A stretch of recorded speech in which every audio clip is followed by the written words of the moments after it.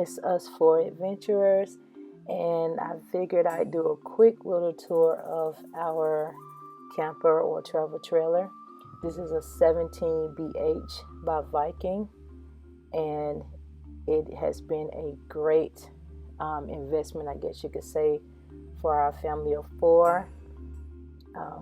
At the time that we purchased this travel trailer, our daughters were 3 and 5.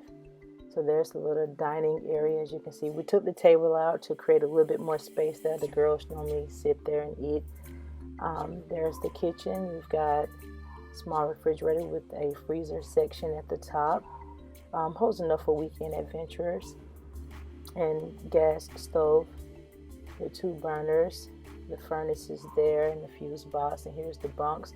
We added the ladder for our oldest, climb up to her bunk, but this is the girls' space. Again, they're at the time they were 3 and 5. Small bathroom, and even as small as it is, I don't know why it didn't show up, but there's a small tub that's great for washing, the children up, and there's a shower with a skylight above it, which makes it, enough room for us. Those doors we use as our pantry area. There's some storage underneath the sink and stove. Microwave, storage all the way around at the top.